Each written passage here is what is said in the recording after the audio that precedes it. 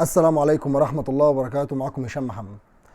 طبعا كلنا سمعنا خبر ده يخص الصعايدة تحديدا، يعني ان قطارات الصعيد مش هتدخل محطة رمسيس تاني، وان تقريبا هتنزل في محطة من محطات الجيزة بشتيل او حاجة زي كده، يعني ان لم تخن الذاكرة يعني.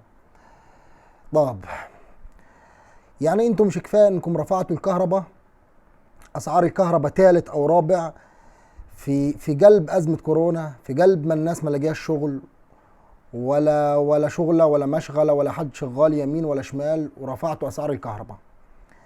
كمان الناس اللي مسافره على معيشها، طبعا احنا كنا عارفين ان محافظات الصعيد هي اكتر محافظات على مستوى الجمهوريه طردا للسكان بسبب المعايش، لقمه العيش، الاكل، الشرب. تمام، مفيش شغل، خصوصا محافظه زي محافظه سوهاج هي اكبر محافظه تقريبا على مستوى الجمهوريه طردا للسكان بسبب ضيق الحال. يعني الناس اصلا مش لاقيه اللضا.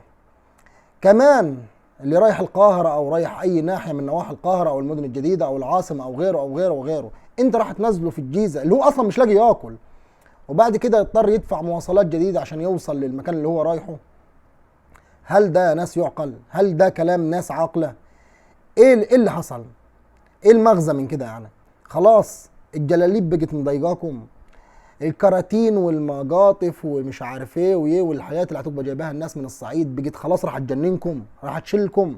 خلاص انتوا جددتوا المحطة وصرفتوا عليها وروجتوها وظبطتوها، فخلاص احنا عايزين مظهر زي ما بيقولوا عليه، يعني مظهر حضاري والناس دي ما تدخلش هنا. طب بالله عليكم يا اهل العقل، ده مش زرع الفتنة؟ ده مش حجر اساس في فتنة؟ تمام.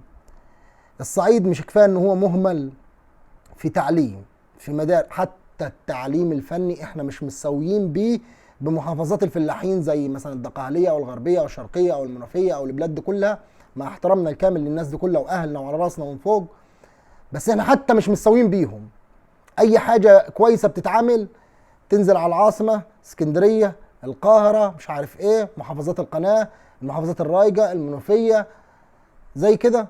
والصعيد ده ملحوس ولا كأنه موجود. وكل الفكرة اللي مبنية عننا، واخد بالك، الصعيد ده سلاح، مخدرات، تار، آخر ناس بتوصل لها أي خدمات جديدة في الدولة بيكون الصعيد. وفوق ده كله أنت بتحط عليا، بتكمل عليا. على ذكر الكلام يا إخوانا، إحنا في لما كنا في الجيش بنخدم، أنا كنت في الجيش كان سلاح شرطة عسكرية. لما كنا في مركز تدريب حلمية الزيتون، لما جو يختاروا حرس الجمهوري طلع محافظات الصعيد ده على جنب، ما فيش حاجه اسمها صعايده تدخل حرس جمهوري، والسبب غير معلن، السبب مش مفهوم، ولحد دلوقتي وديني خلصت خدمه عسكريه من زمن مش معلن، مش عارف ايه السر من كده، يعني ليه احنا ما يختاروناش في حرس جمهوري يعني. تمام. يعني انتوا ولا تعليم كويس ولا وظائف ولا حتى مسموح للصعايده انهم يوصلوا لمراكز قياديه، وكلنا مفهوم هيتاخد مننا ضباط مش عارف ايه الكلام ده كله، لكن ما بيسمح لهمش انهم يوصلوا لمراكز حساسه. تمام. وفوق ده كله انت جاي تكمل عليا بالقطر ده، احنا ملناش فرص في الوظائف الجديده.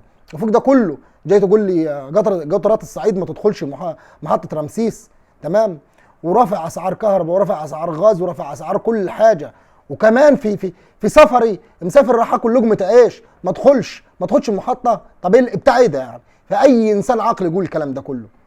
خلاص جددتوا المحطه وظبطوها، بيجي الصعايده بجلاليبهم بكراتينهم بمقاطفهم، حاجه مش مشرفه، حاجه ما ينفعش تدخل المحطه اللي اتعملت على احدى الصيحه ده، اذا كانت يعني اتعملت على احدى الصيحه واحنا عارفين الكلام ده كله. السؤال هنا، نواب الصعيد فين؟ نواب محافظات الصعيد فين؟ نواب سوهاج وجنة، الاقصر، اسيوط، المنيا، المحافظات دي نوابها فين؟ نوابها فين المحافظات دي؟ وخلينا بالذات نحكي على الصعيد الجواني، اسيوط، سوهاج، جنة، الاقصر، وانت مقبل اسوان. الناس دي نواب مجلس الشعب فين؟ ده اذا كان ينفع يتقال عليكم نواب اصلا. تمام. انتوا افشل من انكم تعارضوا حاجه زي كده. تمام. وانتوا طبعا عارفين انتوا نجحتوا ازاي. تمام. وافشل من انكم حتى تنطقوا كلمه حق ولا تنصفوا الصعيد، لان بمنتهى البساطه كده احنا ما عندناش نواب مجلس الشعب ولا عندنا حد يتكلم باسمنا.